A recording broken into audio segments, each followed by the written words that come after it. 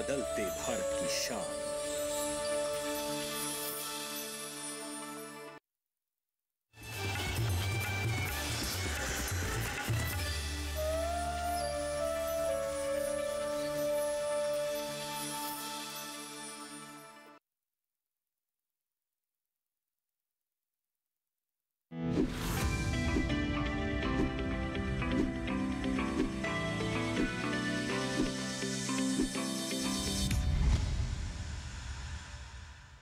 नमस्कार, दूरदर्शन किसान देख रहे हैं आप। कार्यक्रम सरकार आपके साथ में आप सभी का बहुत स्वागत है। मैं हूं आपके साथ पुलकित शुक्ला। सरकार आपके साथ एक ऐसा कार्यक्रम है जिसमें हम आपको सरकार द्वारा चलाई जा रही तमाम योजनाओं के बारे में जानकारी देते हैं। सरकार द्वारा चलाए जा रहे ऐप्स और पोर्टल्स के बारे में भी आपको जानकारी देते हैं, ताकि उन सभी चीज़ों का आप उचित समय पर इस्तेमाल कर अपना सही तरीके से फायदा उठा सकें। आज हम बात करेंगे प्रधानमंत्री मत्स्य संपदा योजना के बारे में, लेकिन उससे पहले इस योजना का सार जान लेते हैं।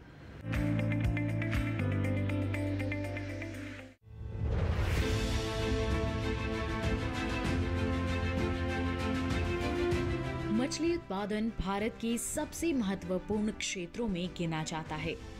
ये व्यवसाय प्राकृतिक स्तर पर भी होता है और तालाबों में मछली पालकर भी।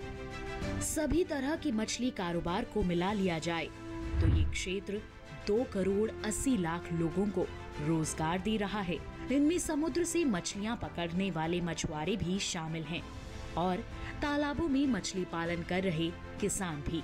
2014 से 2019 तक के आंकड़े बताते हैं कि मछली उत्पादन का व्यवसाय 11% की सालाना दर से बढ़ रहा है। इस दौरान मछली उत्पादन में भी 8% की जबरदस्त वार्षिक बढ़ोतरी देखी गई। 2019-20 के दौरान करीब 150 लाख टन मछली उत्पादन हुआ था, जबकि उससे पिछले साल 13,93,000 टन समुद्री उत्पादन का निर्यात हुआ। भारत से जितना भी कृषि संबंधी निर्यात होता है, उसमें 17% मछली या उससे बने उत्पाद होते हैं। इस तरह भारत दुनिया का दूसरा सबसे बड़ा जल कृषि उत्पादक देश है और मछली निर्यात के मामले में भी हम सबसे बड़े देशों में गिने जाते हैं। ये आंकड़े मछली व्यवसाय की शानदार परफॉर्मेंस की ओर इशारा कर रहे हैं। केंद्र सरकार ने इस क्षेत्र के सुंदर भविष्य का अंदाजा लगा लिया है, इसलिए वो ज्यादा सुविधाएं देने और कठिनाइयों को दूर करने की कोशिश में लग गई है। प्रधानमंत्री मत्स्य संपदा योजना इन्हीं कोशिशों का नतीजा है।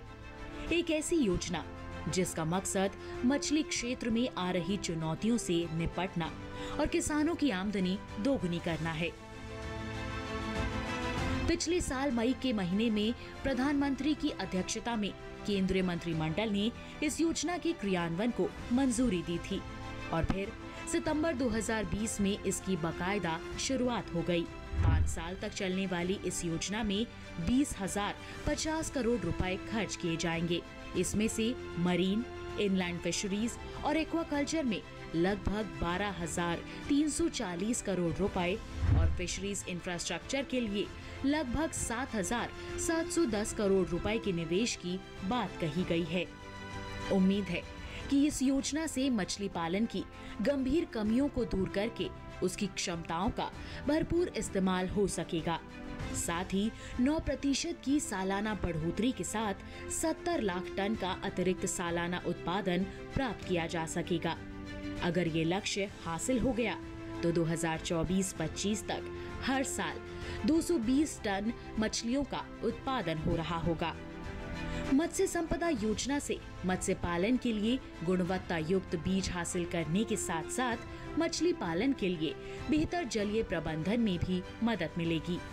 इसके अलावा मछली पालन के लिए जरूरी बुनियादी ढांचा विकसित हो सकेगा और मजबूत मूल्य श्रृंखला बनाई जा सकेगी।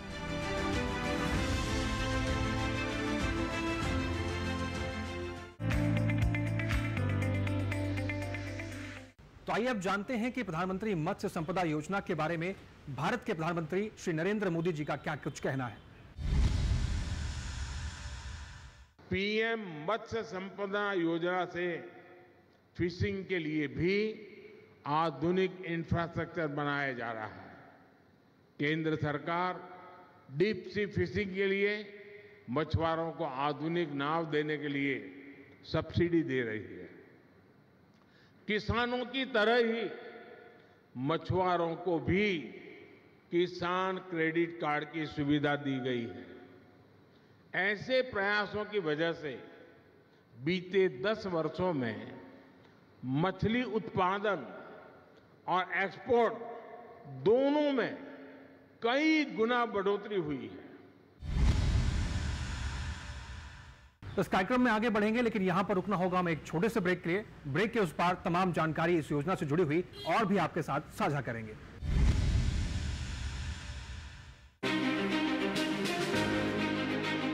मेरा नाम है तरुण कुमार साना, मैं ग्राम बोरगांव का निवासी हूं और मैं प्रधानमंत्री मत्स्य संपदा योजना के तहत कोंडागांव जिले के मत्स्य विभाग से 3 एकड़ में तालाब खनन का कार्य किया हूं सब्सिडी में, और उसमें मैं मत्स्य पालन का काम कर रहा हूं। मैं माननीय प्रधानमंत्री नरेंद्र मोदी जी को बहुत बहुत धन्यवाद देता हूं कि ऐसी योजनाएं जो स्थल मतलब नीचे ज़मीन तक आ रही हैं, जिसका लाभ किसानों को और नीचे वर्ग के तबके के लोगों को भी मिल रहा है, मैं उसके लिए बार बार उनको धन्यवाद देता हूँ।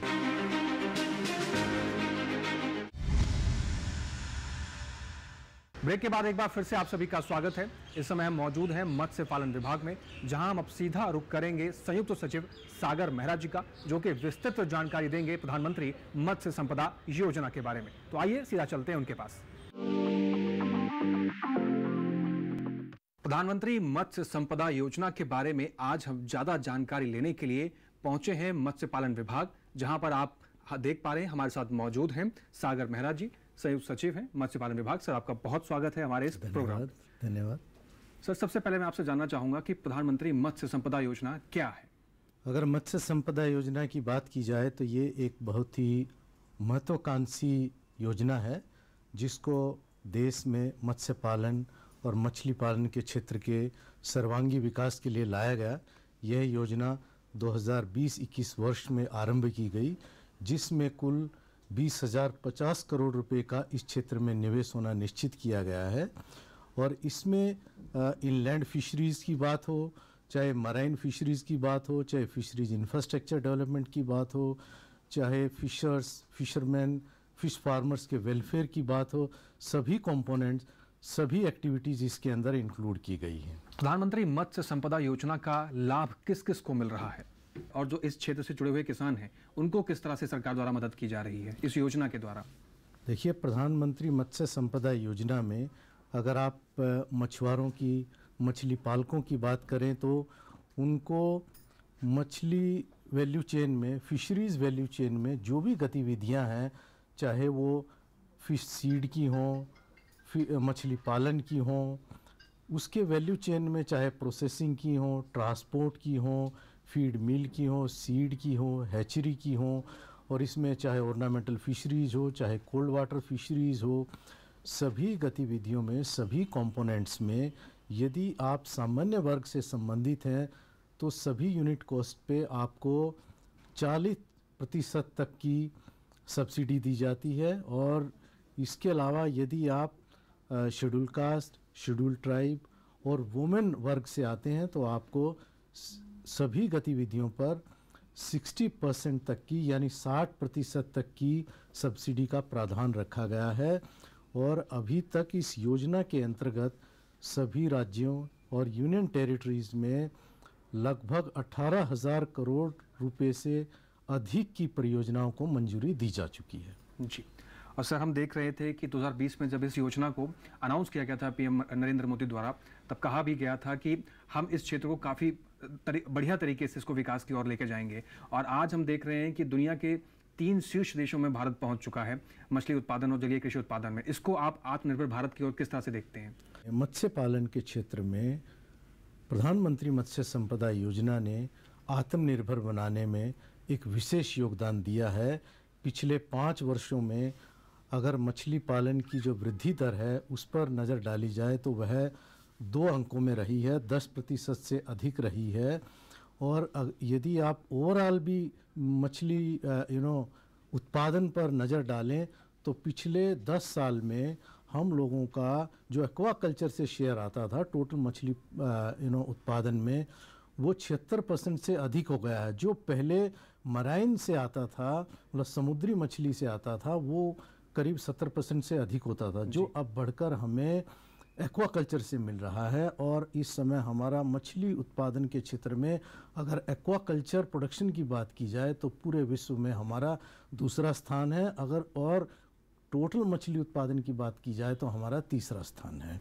और इसी प्रकार से एक्सपोर्ट्स पिछले 9 साल में 2 गुने हो गए हैं। जहां 2013-14 में हमारा fishery sea food exports 30,000 crore के लगभग होता था, वह अब 64,000 करोड़ के लगभग पहुंच गया है 2022-23 में। जी, ये आंकड़े अगर देखा जाए तो ये बहुत विशाल आंकड़े हैं और मत्स्य संपदा योजना के तहत ही ये सब कुछ संभव हो पा रहा है।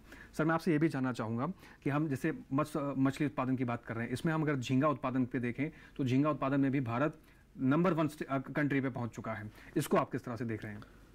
देखिए, जो श्रिम्प है, जिसे हम झींगा भी बोलते हैं, उसमें इस समय देश का उत्पादन लगभग 12 लाख टन तक पहुंच गया है, जिसका हमारे एक्सपोर्ट्स में विशेष योगदान है। और हमारे टोटल एक्सपोर्ट्स में लगभग 46,000 करोड़ का जो योगदान है वो हमारे श्रिम्प का है। और देश के विभिन्न भागों में, अब तो उत्तरी भारत में भी, पश्चिमी उत्तर प्रदेश में, हरियाणा में, पंजाब में और राजस्थान के चूरू इत्यादि अन्य जिलों में श्रिम्प की विशेष रूप से खेती हो रही है और उसको विशेष प्रोत्साहन भी मिला है। और प्रधानमंत्री मत्स्य संपदा योजना के अंतर्गत विशेष टारगेट्स रखे गए हैं ताकि इन राज्यों में और देश के अन्य तटीय राज्यों में भी श्रिम्प पर विशेष बल दिया जाए।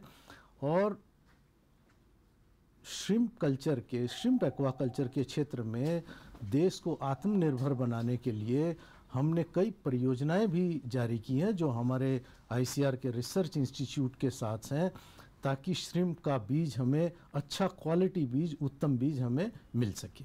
सर, प्रधानमंत्री मत्स्य संपदा योजना के अभी तक सरकार की नज़र में कितने लाभार्थी हो चुके हैं और कितने लोगों को इसका लाभ मिल चुका है, कितने लोग इससे जुड़े हुए हैं? देखिए, अगर ओवरऑल लाभ की बात करें तो प्रधानमंत्री मत्स्य संपदा योजना के अंतर्गत अभी तक लगभग 47 lakh livelihood opportunities, job opportunities को क्रिएट किया जा चुका है और लगभग 10 लाख इसके प्रत्यक्ष रूप से लाभार्थी हो चुके हैं विभिन्न राज्यों में, यूनियन टेरिटरीज़ में। जी, और इस योजना से सर अगर कोई मछली पालक या कोई किसान जुड़ना चाहे, उसके लिए प्रक्रिया क्या रहेगी? इसके लिए प्रक्रिया बड़ी ही सरल है। यदि आप प्रधानमंत्री मत्स्य संपदा योजना के बारे में कोई भी जानकारी लेना चाहें, क्या क्या सुविधाएं, क्या क्या लाभ उपलब्ध हैं, सबसे सर्वप्रथम आप अपने डिस्ट्रिक्ट फिशरीज ऑफिसर, उनके ऑफिस में किसी भी कर्मचारी से संपर्क करें और जानें क्या लाभ उपलब्ध हैं, क्या क्या इसमें सब्सिडी के प्रावधान हैं, किन किन गतिविधियों के लिए सब्सिडी के प्रावधान हैं। इसके अलावा आप हमारे विभाग की, भारत सरकार के विभाग की, नेशनल फिशरी डेवलपमेंट बोर्ड के वेबसाइट पर जाएं और इसके बारे में आप पता कर सकते हैं। वैसे अगर आप तटीय राज्यों में स्थित हैं तो हमारे 2,500 से अधिक सागर मित्र तैनात हैं, आप उनसे भी संपर्क बना सकते हैं, तो आपको इस प्रधानमंत्री मत्स्य संपदा योजना के बारे में संपूर्ण और पूरी जानकारी उपलब्ध हो पाएगी। जी, क्योंकि सर ये मछुआरों का काम थोड़ा खतरे से भरा होता है, तो इसमें हमने रिसर्च करते हुए ये भी देखा कि इसमें मछुआरों के लिए बीमा भी किया जा रहा है। इसके बारे में थोड़ी सी जानकारी दीजिए। ये आपने ठीक कहा कि हमारे जो मछुआ बंधु हैं जो बाहर समुद्र में मछली पकड़ने के लिए जाते हैं, शायद समुद्र में मछली पकड़ने जाना इज द रिस्कीएस्ट प्रोफेशन, सबसे खतरे वाला काम है। उसको देखते हुए भारत सरकार ने प्रधानमंत्री मत्स्य संपदा योजना में विशेषकर प्रावधान किया कि उनको ग्रुप एक्सीडेंट इंश्योरेंस स्कीम के अंतर्गत कवर किया जाएगा और जो बीमा राशि 2013-14 में केवल 1 लाख रुपया होती थी, उसे प्रधानमंत्री मत्स्य संपदा योजना में 5 लाख रुपए किया गया है। यह मृत्यु और अन्य परमानेंट डिसेबिलिटी के लिए है और इसके अलावा यदि आपको परमानेंट टेम्परेरी डिसेबिलिटी होती है, पार्शियल परमानेंट डिसेबिलिटी होती है, उसके लिए 2.5 लाख रुपया और कोई एक्सीडेंटल आपका हॉस्पिटलाइजेशन होता है उसके लिए 25,000 रुपये का प्रावधान किया गया है। और इस योजना के तहत इस गतिविधि के ग्रुप एक्सीडेंट इंश्योरेंस कंपोनेंट के तहत अभी तक लगभग 32 लाख से अधिक मछुआरों को विभिन्न राज्यों में और केंद्र शासित प्रदेशों में 32 लाख से अधिक मछुआरों को कवर किया गया है। सर, जिस तरह से योजना की शुरुआत हुई और 2024-2025 तक की ये योजना मानी जा रही थी, अब ऐसे में सरकार की भविष्य की रणनीति क्या है और सरकार ने जो लक्ष्य तय किए थे इस योजना के तहत, क्या सरकार उस लक्ष्य को पाने में अब कितनी सफल हुई है? देखिए, अगर प्रधानमंत्री मत्स्य संपदा योजना के लक्ष्यों की तरफ नज़र डाली जाए तो आप देखेंगे कि जो इन्वेस्टमेंट के टारगेट्स थे हम उन पर ऑलमोस्ट पहुंच चुके हैं। हालांकि हम अगले साल उसके आखिरी वर्ष में होंगे, बट चौथे साल में हम लगभग हर फ्रंट पे, चाहे वो इन्वेस्टमेंट का फ्रंट हो, चाहे वो उत्पादन का फ्रंट हो, चाहे वो गतिविधियों के कार्यान्वयन का फ्रंट हो, हम अपना समय अनुसार चल रहे हैं। और मैं आई एम कॉन्फिडेंट, मुझे पूरा विश्वास है कि हम इसके तहत जितने भी टारगेट्स रखे गए थे सबको अचीव किया जाएगा। और यह एक बहुत ही सफल योजना है। और शायद मुझे आपको पहले ही बताना चाहिए था, प्रधानमंत्री मत्स्य संपदा योजना में जो निवेश का प्रावधान रखा गया है 20,050 करोड़ का, वो पहले कभी भी किसी भी योजना के अंतर्गत नहीं किया गया है। जी सर, आपने उत्पादन क्षमता बढ़ाने की बात की। इस योजना के बहुत सारे ऐसे लाभ हुए जिससे उत्पादन क्षमता भी बढ़ी है, एक्सपोर्ट भी बढ़ा है, बीमा की हमने बात करी, मछुआरों के बीमा की बात करी। ऐसे में आप क्या फ़र्क देख पा रहे हैं कि पहले जो मछली पालक थे उनके जीवन में किस तरह की समस्याएं थी, चुनौतियां थी, अब वो चुनौतियों से कितना पा रहे हैं और कितना उनका जीवन बदला है इस योजना के बाद? देखिए, प्रधानमंत्री मत्स्य संपदा योजना में टेक्नोलॉजी अडॉप्शन, टेक्नोलॉजी इन्फ्यूजन और विभिन्न प्रणालियां जो विश्व के विभिन्न भागों में, ताकि कम पानी में, कम जगह में, कम रिसोर्सेज के साथ हम अपनी अधिक फसल ले सकें, अधिक उपज ले सकें, उसके लिए इस योजना में विशेष प्रावधान रखा गया है। और पहले कभी भी इतने बड़े स्तर पर टेक्नोलॉजी को कभी भी सपोर्ट नहीं किया गया। तो उससे मुझे लगता है जितने भी किसानों से आप फील्ड में बात करेंगे या जिनसे हमारा संपर्क होता रहता है, निश्चय ही ये पद्धतियाँ, नई पद्धतियाँ जैसे रिसर्कुलेटरी एक्वाकल्चर सिस्टम है, बायोफ्लोक है, केज कल्चर इन रिजर्वायर्स है, इन सभी तकनीक से किसानों की आय में निश्चय ही वृद्धि हुई है और इससे उनके लाभांश भी बढ़ा है और उनके जीवन स्तर में निश्चय ही एक बेहतरी आई है। जी सर, हमने देखा कि मत्स्य पालन विभाग ने अभी एक MOU साइन किया है ONDC से, तो इसके क्या फ़ायदे होने वाले हैं और मछली उत्पादन से जो अन्य प्रोडक्ट बनते हैं क्या उनकी सेल में भी वृद्धि देखने को मिलेगी? और जिस तरह से डिजिटल मार्केटिंग के जरिए इस पूरे प्रक्रिया को आगे बढ़ाने की जो कोशिश है उसको आप किस तरह से देख रहे हैं? ONDC के साथ जो MOU हमने किया है, मुख्यतः उसका पर्पज़ है कि हमारे जो भी माइक्रो और स्मॉल एंटरप्राइजेज हैं, फिशर्स हैं, फिश फार्मर्स हैं, FFPOs हैं, सेल्फ हेल्प ग्रुप के मेंबर्स हैं, उनके उत्पादों को बाज़ार तक पहुंच मिले, सुलभ बाज़ार उनको उपलब्ध हो और अन्य जो प्लेटफॉर्म्स हैं उन तक भी ONDC के थ्रू उनकी पहुंच हो और उनको बाज़ार में अच्छा दाम मिले अपनी उपज के लिए, अपनी प्रोडक्ट्स के लिए, अपने उत्पादों के लिए, एक कम्पिटिटिव उनको अपने उत्पादों के लिए मूल्य मिले। इससे ये पर्पस हमारा ज़रूर पूरा होगा, मुझे विश्वास है। और इसके साथ साथ वो बेहतर निर्णय ले पाएंगे कि अपना उत्पाद किस बाज़ार में उतारें, देश के किस हिस्से में उतारें, और इससे उत्पादक को ही नहीं बल्कि ग्राहकों को भी अच्छी और quality fisheries, sea food products मिलेंगी, मुझे पूरा विश्वास है। जी सर, इसके साथ ही आपसे ये भी जानना चाहेंगे कि जिस तरह से मछली उत्पादन तो आगे बढ़ रहे हैं, इसके साथ ही वैकल्पिक जो जलीय कृषि है उसमें और क्या क्या संभावनाएं हैं और जो इसके कृषि हैं वो किस तरह से इसका फ़ायदा उठा सकते हैं? देखिए, मछली पालन में हमारे पास बहुत सारे ऑप्शंस अवेलेबल हैं। जैसे आप पर्ल फार्मिंग है, ऑर्नामेंटल फिशरीज़ है, सीवीड है। खासकर तटीय क्षेत्र में हमारी जितने भी महिलाएं हैं उनके लिए सीवीड, पर्ल फार्मिंग में बहुत ही ज़्यादा स्कोप है। और प्रधानमंत्री मत्स्य संपदा योजना में वो इसका लाभ भी उठा सकते हैं। सब्सिडी का भी प्रावधान है, 60% तक वो इसमें सब्सिडी ले सकते हैं और अपना कोई भी, चाहे वो मार्केटिंग में हो, फिश वेंडिंग में हो, किसी भी क्षेत्र में हमसे जुड़ सकते हैं और इसका लाभ ले सकते हैं। जी सर, और इस योजना से अभी बहुत से किसान हैं जिनको लाभ मिल चुका है, जो इस योजना से अभी वंचित रह चुके हैं, उनको किस तरह से सरकार द्वारा लाभ पहुंचाया जाएगा, या जो लोग हैं वो किस तरह से सरकार की तरह इस योजना से जुड़ सकते हैं? देखिए, जैसे मैंने पहले भी बताया, देश के जो भी तटीय राज्य हैं सभी में लगभग 2500 से अधिक सागर मित्र तैनात किए गए हैं, जिनका मुख्य काम यही है कि लोगों में प्रधानमंत्री मत्स्य संपदा योजना और विभाग की अन्य योजनाओं के बारे में जानकारी फैलाएं।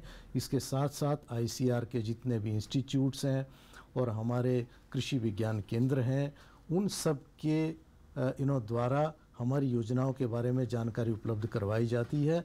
और इसके साथ साथ हम खुद भी देश के विभिन्न हिस्सों में राज्य सरकारों के साथ मिलकर अपनी योजनाओं के बारे में वर्कशॉप्स और फिश मेला और अन्य कार्यक्रमों का भी आयोजन किया जा रहा है, ताकि जो भी इच्छुक लाभार्थी हैं हमारी प्रधानमंत्री मत्स्य संपदा योजना का लाभ उठा सकें। सर, हमने देखा कि सितंबर 2020 से योजना की शुरुआत थी, 2024-2025 तक का इसका टेन्योर रखा गया था। अब 25 के बाद सरकार की इसको लेकर क्या योजना है, आगे के दृष्टिकोण क्या कुछ रहेंगे? देखिए, प्रधानमंत्री मत्स्य संपदा योजना के सफल कार्यान्वयन और उसके जितने भी कंपोनेंट्स हैं वो सभी राज्यों द्वारा बड़ा ही ओवर सब्सक्राइब किए गए हैं और इसकी बहुत ही ज़्यादा डिमांड है।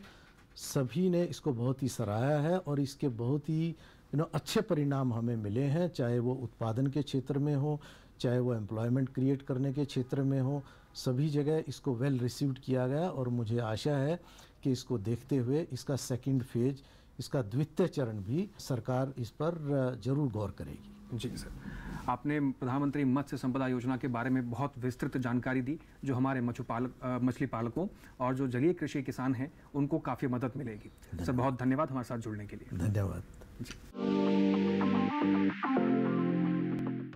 तो आज के इस संस्करण में हमने जाना प्रधानमंत्री मत्स्य संपदा योजना के बारे में। इस योजना का लाभ आप कैसे ले सकते हैं, इसके बारे में विस्तृत जानकारी हमने आपको आज उपलब्ध कराई है।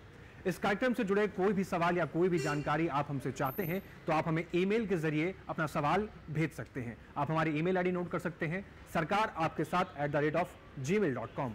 आप हमें फेसबुक पर भी अपना सवाल दर्ज करा सकते हैं। उसको लिए आपको करना बस इतना है कि आप फेसबुक पर जाइए और वहां हिंदी में टाइप कीजिए सरकार आपके साथ, और वहां पर अपना सवाल हमें दर्ज करा सकते हैं। आप अपना कोई भी सवाल हमें टोल फ्री नंबर के जरिए भी दर्ज करा सकते हैं। हमारा टोल फ्री नंबर नोट कर लीजिए, 1800-113060। ये सोमवार से शनिवार सुबह 6 बजे से रात के 10 बजे तक खुला रहता है। इस पर आप कभी भी कॉल कर अपना सवाल दर्ज करा सकते हैं। तो सरकार आपके साथ कार्यक्रम में आज इस योजना के बारे में आपको कैसा लगा, ये भी आप हमें बता सकते हैं। लेकिन आज के लिए फिलहाल इतना ही। आप देखते रहिए दूरदर्शन किसान। नमस्कार।